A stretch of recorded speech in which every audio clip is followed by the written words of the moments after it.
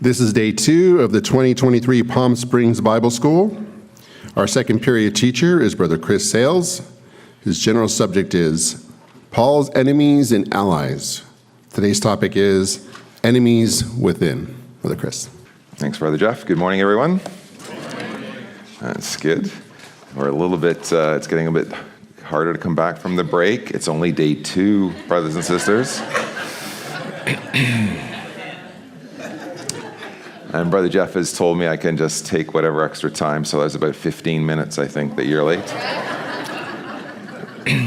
One thing I didn't do is kind of outlay for you the whole week. We are alternating between sort of friends and enemies. So this is class number 2, enemies within. And then we'll do tomorrow friends not in the truth necessarily, and then enemies from without. And then we'll finish on Friday with kind of wrapping things up and bringing it all together. So today is kind of like, I was thinking about this morning, it's that we're kind of like the anti-Barnabas group today. It's like everything we learned yesterday, these are people in the Ecclesia, but they're the exact opposite of Barnabas. So that's where we're going. So just a little brainstorm to get our brains in gear.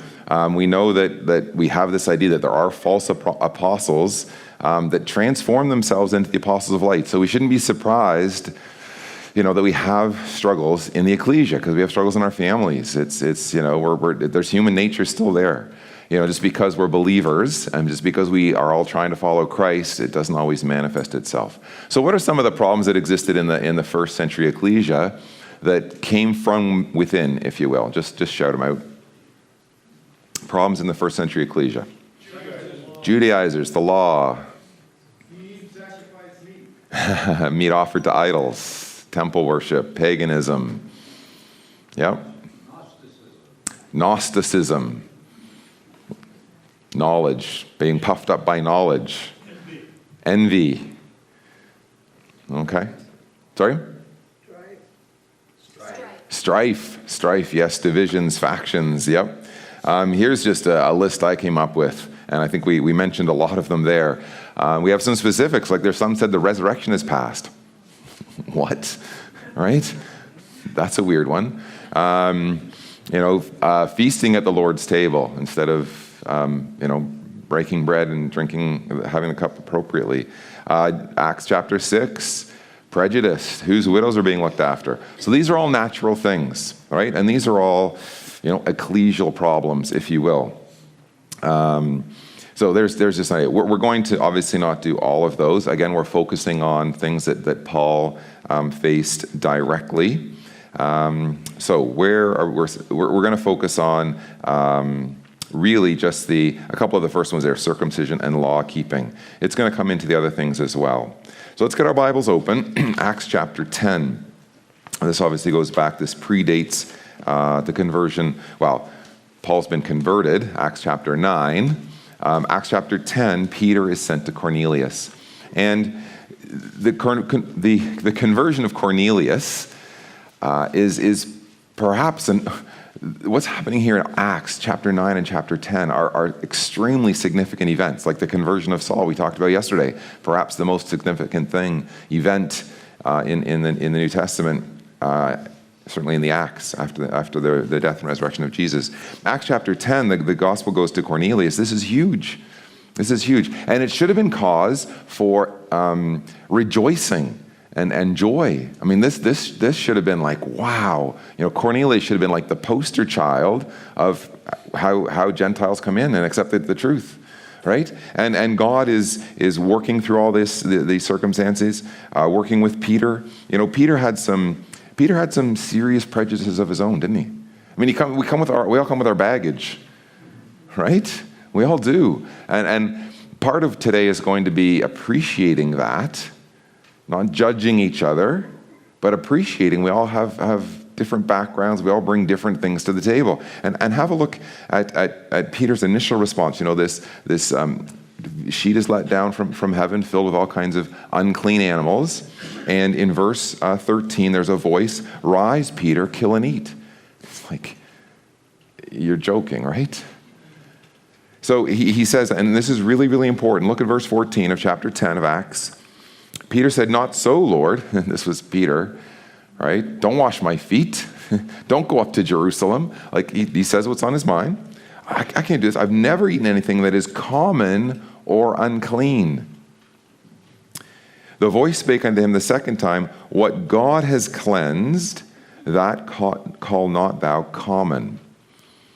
Okay, so Peter really struggled with this. It had to be repeated 3 times, one of the 3s in the life of Peter, many of them, okay? But Peter got it, and to his credit, this is one thing about Peter, he spoke his mind, he had that initial reaction, but then once he sees it clearly, he gets it. Now he's going to lose it a little bit later, we're going to see later in our class today, it's going to slip away, but he's got it. And look, he's made the connection here in verse 28. He's now explaining to Cornelius kind of the process of what he came to. And he said, in verse 28, Peter said to them, this assembled group of Gentiles, okay, "You know that it is an unlawful thing for a man as a Jew to keep company or come into one of another nation." All right, you understand that. This is where I'm coming from. Me being here and talking to you and fellowshipping, keeping company with, like this is not something I should be doing. And look what he says then. "But God has showed me that I should not call any man common or unclean." So if you're a Bible color like I am, in your whatever color pencil, mine's yellow in this case, verse 15, "What God has cleansed, call not thou common." See those animals in that sheet? Eat them because God's cleansed it. All right? And then a little line over to verse 28 at the end, "I should not call any man common or unclean." So Peter made that connection. All right, he's seen it. So the other thing I want you to show here. So he gets this idea that he's going to go down. He's told, these men are coming to you, follow them. This is the story, right? Go with them, trust them, believe them. He gets that assurance from the Lord. Verse 20, "Arise therefore and get thee down. Go with them, doubting nothing, for I have sent them." And Peter does. He obeys. All right? But Peter doesn't go alone. And this is really why we're here in Acts 10. We haven't come to Paul and his issues yet. And look at verse 23. Then called he them in and lodged them, so these people that had come from Cornelius. And on the morrow, Peter went away with them, just like he'd been told, and certain brethren from Joppa accompanied him. Now, that seems like a good idea to me. In the mouth of 2 or 3 witnesses. He's not going to do this on his own. He's going to have to give this testimony time and time again. They're going to be like, "Peter, what did you do?" "Well, here's what I did. The Lord called me. I saw this vision. He told me this, But he takes witnesses with him. Seemed like a good idea. We'll figure out later what you think about that. And then the Lord does something amazing. I don't know how you read this. He comes in and Cornelius says his thing, and Cornelius wants to follow and worship him. He lifts Cornelius up. There's a lot of teaching going on here. And then in verse 34, Peter opens his mouth and said, and he starts talking. He recounts the incident about how he got to here, and he's talking. Again, one thing I do when I read the Bible, we ask questions and we do all those things. I try and insert myself there. I'm like Peter. I'm in front of this group. Right? And I'm feeling uncomfortable because they're all Gentile. And he's just talking and he's hoping, I don't know where this is going. I don't know if you have that experience. Like, just read those verses. And he's quoting scripture and he's like, I don't know, how do I wrap this up? Like, what do I do with these people? Like, they're Gentiles. But he's teaching about Jesus and so on. And the Lord, in his mercy, isn't this incredible? Because Peter doesn't know where to go with this. I really believe that. He doesn't know what happened. And as he's speaking, the Holy Spirit falls on those who heard the word. God says, "Peter, I'll help you out here."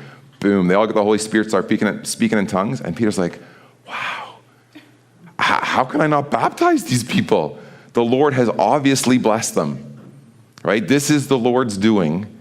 It's marvelous in our eyes. I don't get it. Okay, and that's what he says.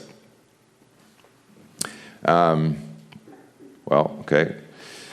Just a little bit there. We'll come to that.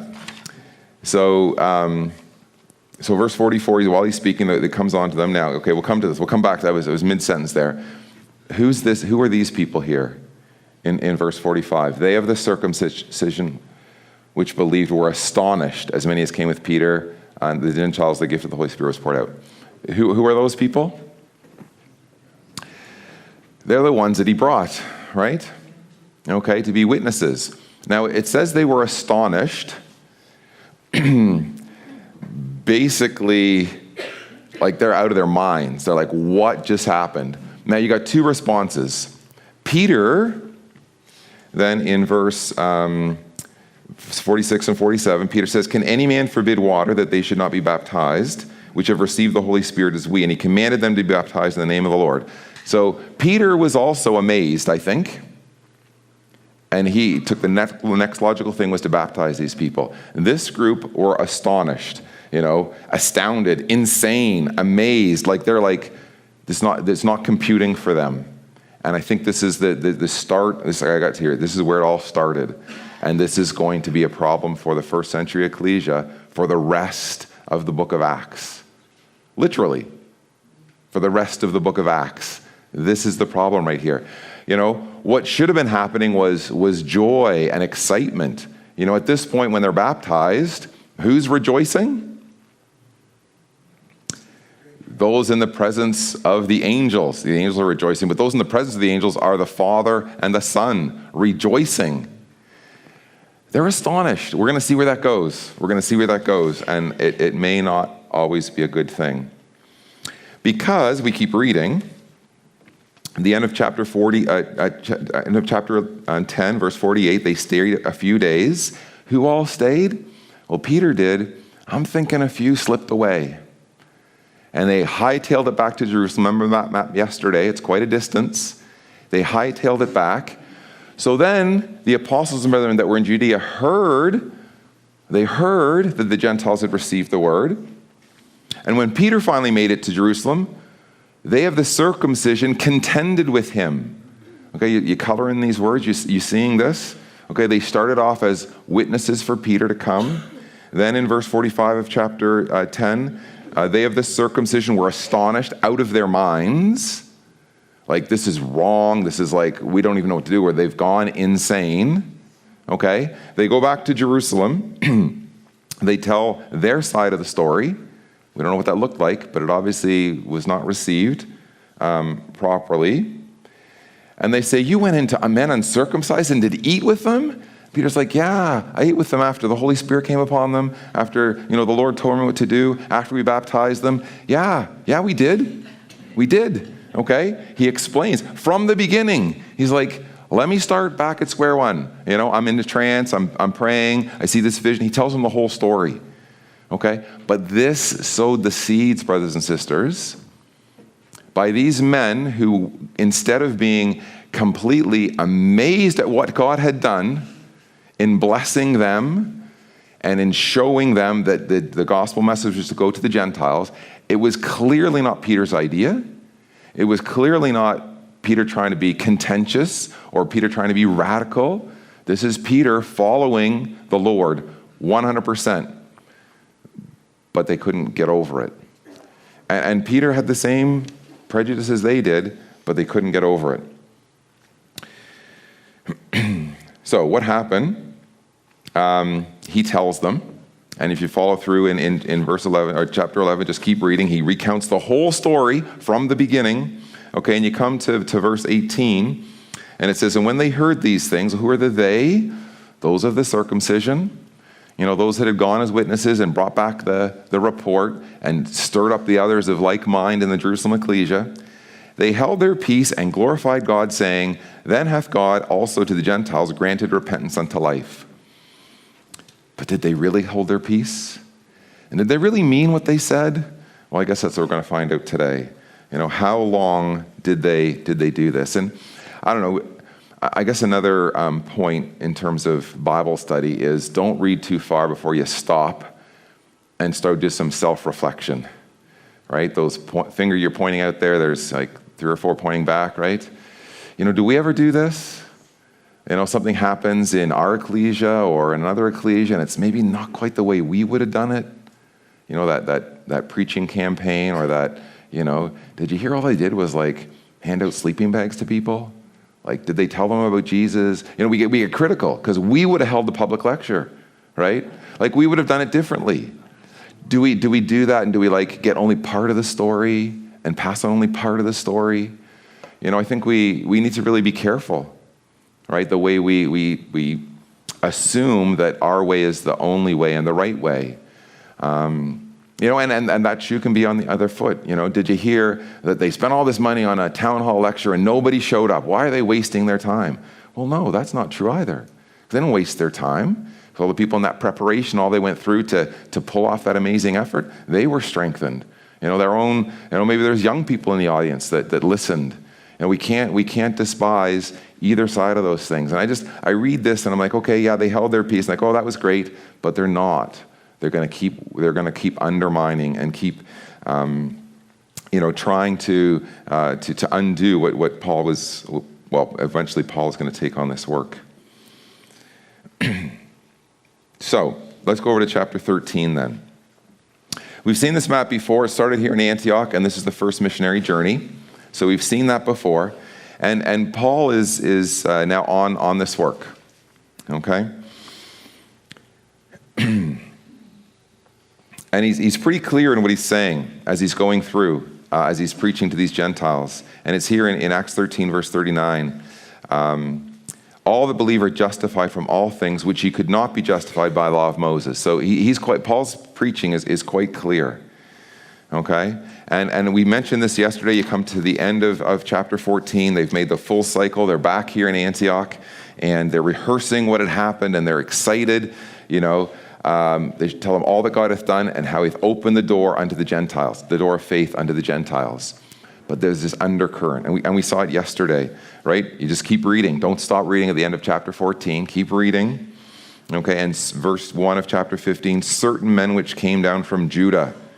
And they had some other plans. Look what they said. And this is where it came to. This was the real crux of the matter. Okay? It wasn't just different cultures that were having trouble assimilating. It wasn't just that, okay, God had opened the door of faith to the Gentiles, right? What Paul was saying there. They were saying, well, like, unless you're circumcised, you cannot be saved. This isn't just saying, okay, we've got kind of our culture and background as Jews, and, we'd like to keep the Sabbath, and we'd like to, still practice circumcision and dietary laws, and, that kind of helps us, but we understand it's all coming to Jesus. We get that. All right. That might have been okay, but they're basically, unless you do what we do, you can't be saved. Like that's just wrong. Okay? And what had happened is they were adding to the conditions of God's requirements. God had said, all these things were to bring you to Christ. And Jesus in his ministry had clearly shown that there was more than just, ritualistically keeping the Sabbath. Oh, sure, he said, don't, if you want to pay tithes of mint and anise and cumin, go for it. Cumin. But don't omit the weightier matters of the law, justice, mercy, and faith, and, righteousness. All right? So there was a way it could work. There was a way it could work, but this is not it. Okay? And you can see then, we mentioned yesterday, that while they were off doing their first missionary journey, people had come from Jerusalem, and they took it upon themselves. And again, I think these brethren were sincere. They're just misguided. They took it upon themselves to come all the way from Jerusalem up to Antioch, and while Paul's away, they're undermining and they're saying this kind of stuff, that unless you're circumcised after the manner of Moses, you cannot be saved. These certain men. Okay, remember that, certain men. We've seen who they were. They come with Peter to Joppa. Okay, from Joppa to Caesarea. They brought this report back to Jerusalem, and then they've got this bit of network going. Certain men which taught these things. And of course, there's this dissension with them. Paul and Barnabas, we looked at this yesterday. Paul and Barnabas had dissension with them. And now here in verse 5, they're called certain of the sect of the Pharisees which believed. Okay? We're going to meet a whole other group on Thursday, enemies from without. They share a common background. They are also from, the Judaizers from, that were holding on to the law, that weren't believers. We're going to see that group. This group here is certain of the sect of the Pharisees which believed. These were believers. These were brothers and sisters in Christ. And they said it was needful And this is like necessary, like absolutely. I wrote it here. This word needful is pretty strong. It has the idea of necessary or binding. Okay, it was absolutely essential and necessary to circumcise them and command them to keep the law of Moses. This is in the Ecclesia. All right, we think we have struggles. Okay, I personally think that this example of, if we can read through Acts of the Apostles and try and understand how they handled strife in the Ecclesia in those days, it can help us, because I don't think we face anything this serious. This is like almost mutually exclusive, right? If you're going to keep the law and also accept Christ, and not keep the law and accept Christ and the salvation in Him, they don't mesh. Okay, but they had to try and work it out. And so what did they do? Well, as we know, this is an issue that was in Antioch, right? This is where believers first started to get it. They were first called Christian here in Antioch. Someone mentioned to me yesterday, it was interesting that name had kind of detached from the law and from all that heritage in a way. It was something new in Christ, Christian. Okay? So they went down to Jerusalem, where these other brethren had come from, to get help. So it's essentially an issue between the Ecclesia in Antioch and the Ecclesia in Jerusalem. That was what it was. They had to deal with. So we see here then, and we mentioned yesterday, Paul gives his spiel. Peter gives his spiel. Paul, obviously the sect of the Pharisees, which believed, had their opportunity to speak, and then James brings it all together. Now, I think that at this point, remember, they had done their missionary journey and come back to Antioch. So this is our focal point. Okay, and then Acts 15, they come down to Jerusalem. I think in this period of time is where Galatians chapter 2 fits in. So keep a finger in Acts and flip over to Galatians chapter 2. I'm not a historian, but I think, you put the pieces of the puzzle together, and I think what we have here is where this is going down. And this is where Paul really comes, obviously, into the story. Because Galatians chapter 2 opens in verse 1. There's a 14-year time period, and again, this is not a study of the life of Paul, what happened after he was baptized and where he had to go and where he came back. That's a whole study on its own. But we got a little bit of a clue here. They come up to Jerusalem with Barnabas and Titus, and he went up by revelation and so on. And acknowledges that there had been false brethren unawares brought in. And I think that was, his first missionary journey. They crept in to spy out our liberty and here, the liberty which you have in Christ, and to bring us into bondage. This is Paul's language for going back to the law. They thought that was a good thing, and he's saying, why are you binding yourself with this? We can't keep it. Our fathers couldn't keep it. Why do you want to drag this thing around? Christ has fulfilled the law. Don't go back into bondage.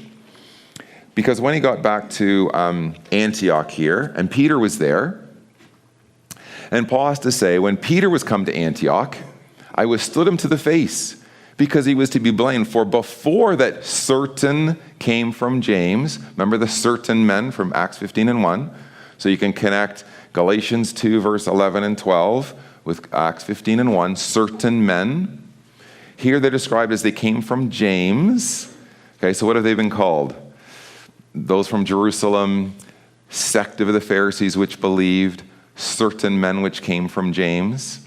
I think when we get back to Acts 15 and check it out a little bit more, I don't think they actually were commissioned by James to go. I think they were acting on their own. But they became known.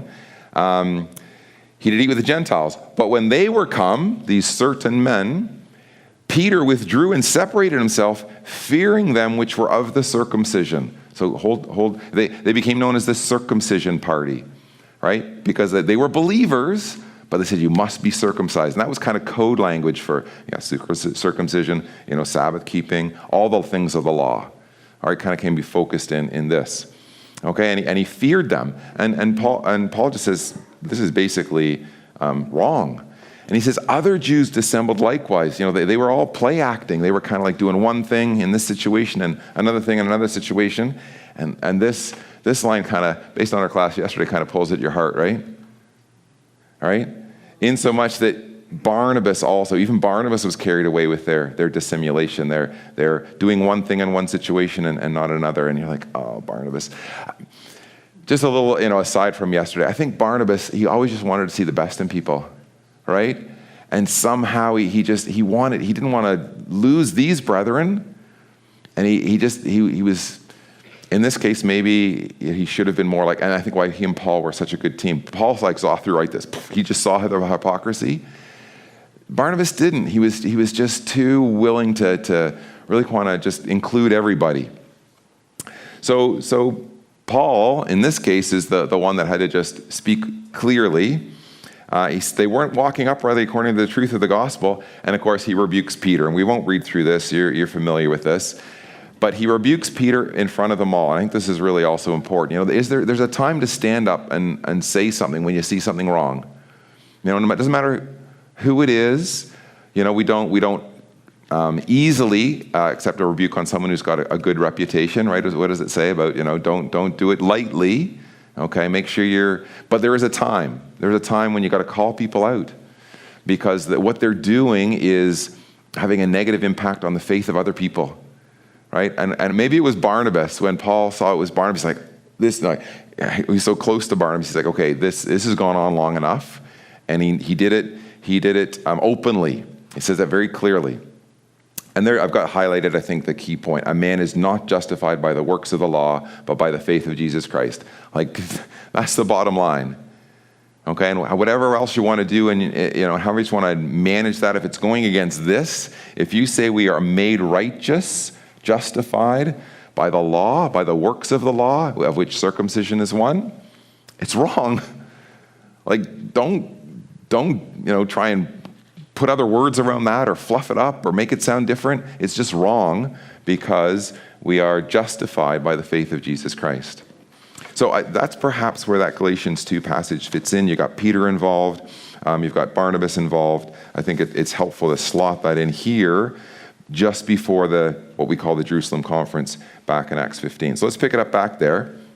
We know what happens back here in Acts 15.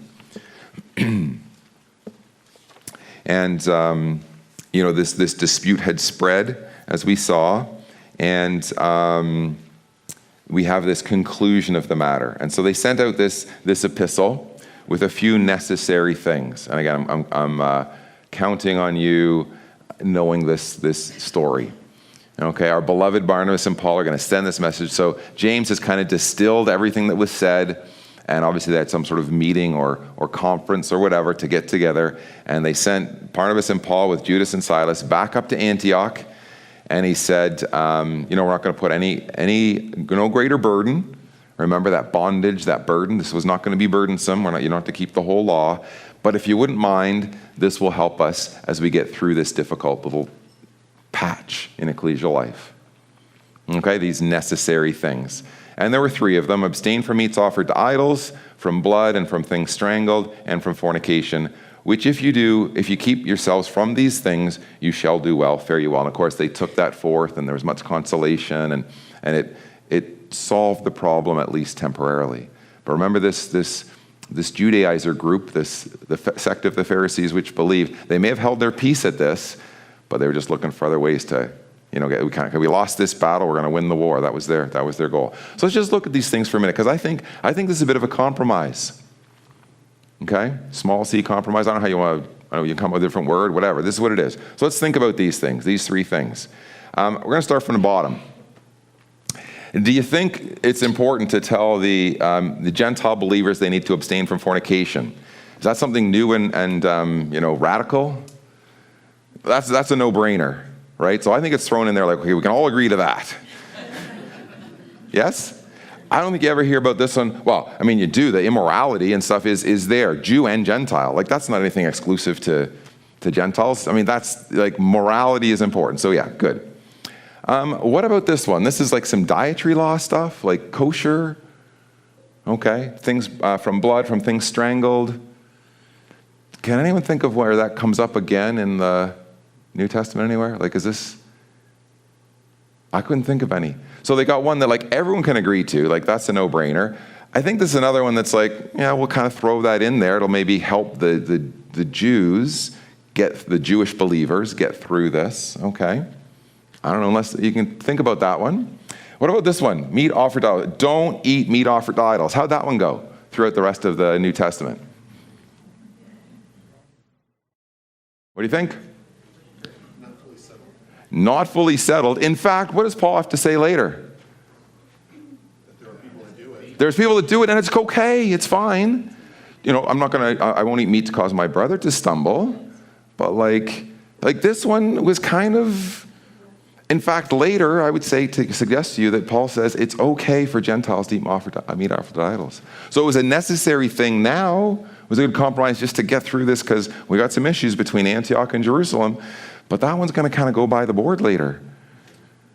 Okay? So I don't know. I just think it helps us understand. They were wrestling with these things. They're spirit guided, but they're still got to, wrestle through these things.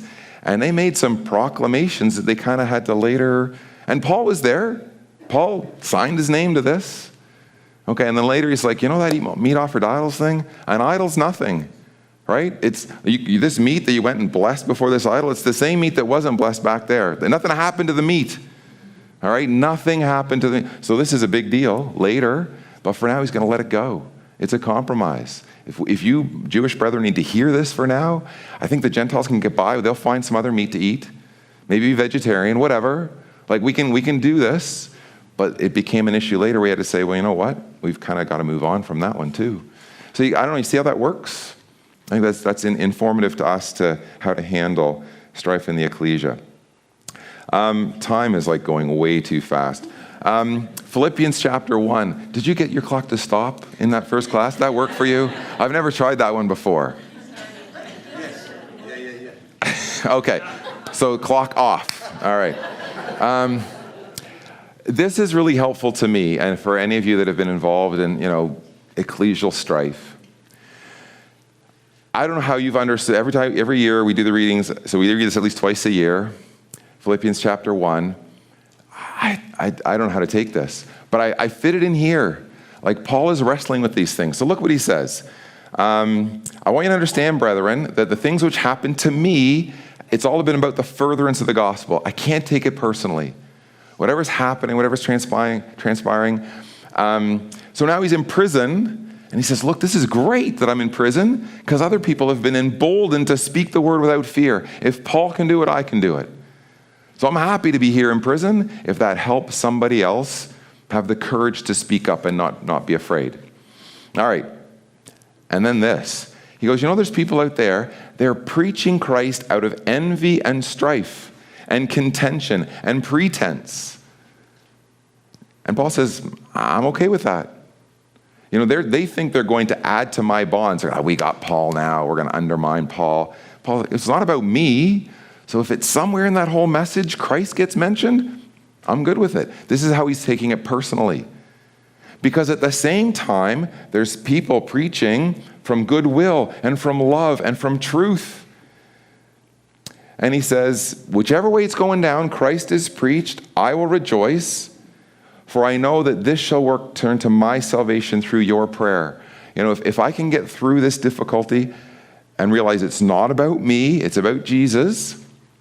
And if you'll pray for me and help me, even in bonds, for me personally, I know that I can be developed. The Lord's putting me through this. We're going to look at Paul and his struggles in our third class, sort of that personal one, the fourth class. So he's processing all this way, and he's not allowing it to get personal. But at the same time, Paul speaks the truth. So I think about the Lord Jesus Christ. Have you thought of a passage where it says, the reproaches of them which reproached thee, God, fell on me? That's Jesus. Right? It was a prophecy, and they thought about Jesus in circumstances. So it's saying this. You talk negatively about my Father, you're going to hear about it. You desecrate his temple, I'm in there throwing over tables and kicking people out. I got whips. Look out if you're, doing something to my Father, but you want to pull off my beard, you want to whip my back, have at it, because it's not about me. So I think Paul is kind of like that.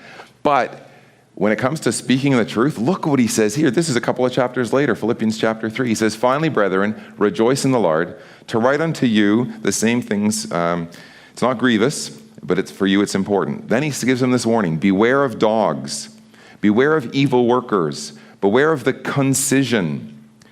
For we are the circumcision which worship God in spirit, rejoice in Christ, and have no confidence in the flesh. We got any other versions out there? What do we got for concision in the King James? It's kind of a weird word. Mutilate. Mutilate. You know what he's talking about, right? the brethren cringe, right? Okay. Now, because he doesn't want to say the sect of the Pharisees which believed, or they of the circumcision. There, because there is a true circumcision. Circumcision was important. It had a purpose, cutting off of the flesh. There was a spiritual application to it. And he says, we are the true circumcision, right? Which worship God in spirit and truth. We have no confidence in the flesh. So, again, a little bit of a study here. We won't go into it. Check it out if you want. It's basically, Paul has kind of made up a word. And he said, if you're focusing on literal circumcision in the context of the first century Ecclesia, it's like you're mutilating everything. Okay, what are some other translations we got here? The mutilators of the flesh. False circumcision, I think, was one of them. Okay? This is what's being said. And so Paul doesn't beat around the bush. So the previous one, Philippians 1, he's like, well, at least Christ is being preached. But if it went too far, and it came to a point where you're actually undoing everything that God is trying to teach us in your doctrine, then look out. He's going to call you names, right? It's going to get personal because you've disrespected the Lord, right? He's not taking it personally, but if the Lord is disrespected, he's going to. So he calls them basically the mutilators. Okay, this in the Ecclesia, this group that's undermining the truth as it is in Jesus, he's calling them the mutilators. So there's clear teaching on this topic. Okay, Paul, again, it's very clear. Don't get entangled again in the yoke of bondage, Galatians chapter 5, verse 1. If you think that you need to be circumcised to be saved, because that's what they were saying, if you really believe that, it's not going to profit you anything. Christ has become of no effect. You've undone it all. You might as well just go back to the law 100%. And by the way, just as a reminder, if you want to be circumcised, then it's Sabbath keeping, it's sacrifices. Let's see how that works out for you in a few years when you don't have a temple anymore. If that's what you're going back to, then don't try and mingle Christ with that. You can't do it. You can't do it. And then he says, for in Christ Jesus, neither circumcision availeth anything, nor uncircumcision. I mean, it's irrelevant. Don't get all boastful because you're not circumcised, or if you are, okay, what you need is faith which worketh by love. And of course, this is this word, right, like dynamo, faith which is energized by love. Okay, so he's very clear in his teaching. So although he's not taking things personally, he's not beating around the bush. Okay? And then basically this one, 1 Corinthians 7, if anyone is called being circumcised, let him not become uncircumcised. That'd be kind of tricky. He's like, get the whole literal thing out of your brain because it's not the point. You've missed the point. Is anyone called being uncircumcised? Don't become circumcised. Paul's interesting. He circumcised Timothy. He didn't circumcise Titus, right? It's because it's not what it's about. There's bigger things at play here. And of course, again, what's important is keeping the commandments of God. That's what matters. How are we doing? Okay, I got a few minutes to go here. All right, this is where, and we go back to Acts now, and we've skipped forward. There's more missionary journeys and so on in here, a couple more missionary journeys. We're going to come to the end here, and he's come back to Jerusalem. And I hope this is helpful in terms of your own, wherever you're at in your own personal life and your ecclesial life as a community. We've got our Bibles open to Acts 21 here. Let's just roll that back a little bit. Okay, that's fine. The end of chapter 20, he called down the elders from Ephesus. Okay, and he said, from amongst your own selves will men arise speaking perverse things. right? But he gives them some encouragement. Just quickly tuck these away, maybe highlight them if you're a colorer of your Bible. Verse 28, take heed to yourselves. Like Brother Kitson was saying this morning, that's where it starts. Take heed to yourself, sanctify yourself. Verse 31, watch and remember. Okay, the importance of prayer. Watch and pray that ye enter not into temptation. And then verse 32, I commend you to God and to the word of grace. Read your Bibles. So wherever you're at, sometimes we get down in the weeds and we try and solve problems. That's great. But it starts with self-examination, prayer, and reading God's word. And then we can maybe get through it. So he comes eventually to back to Jerusalem, okay?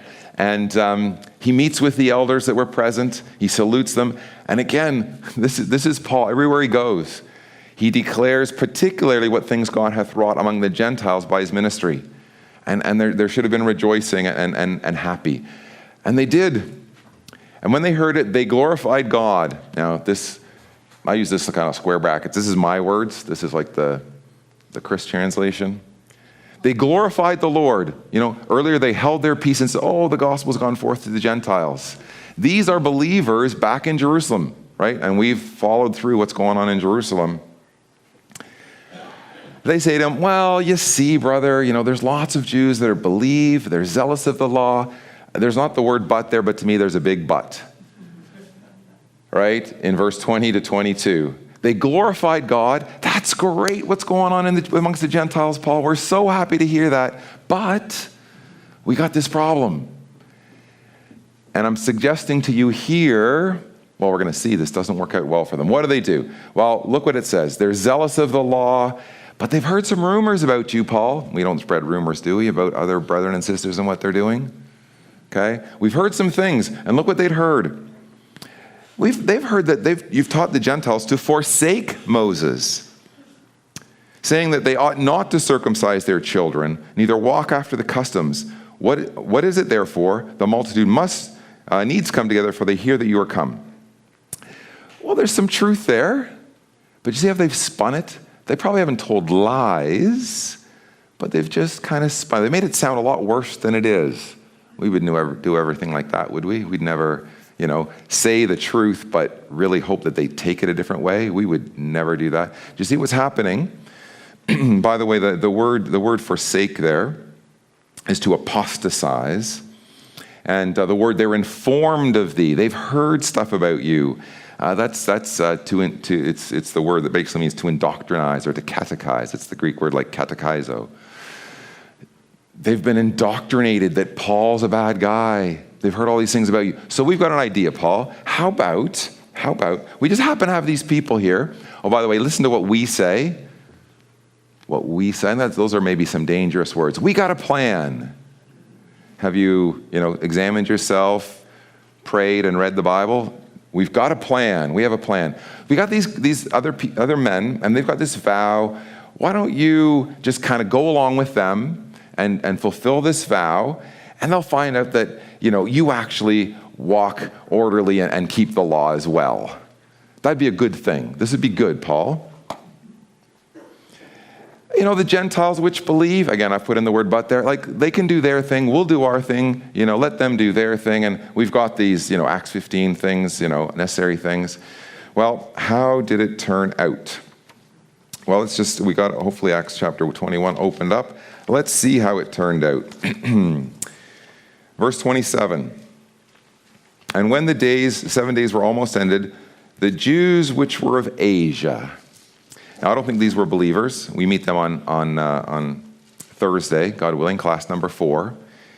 Somehow they've come all the way from Asia, found it necessary to come to Jerusalem, and they're looking for an excuse to exploit Paul.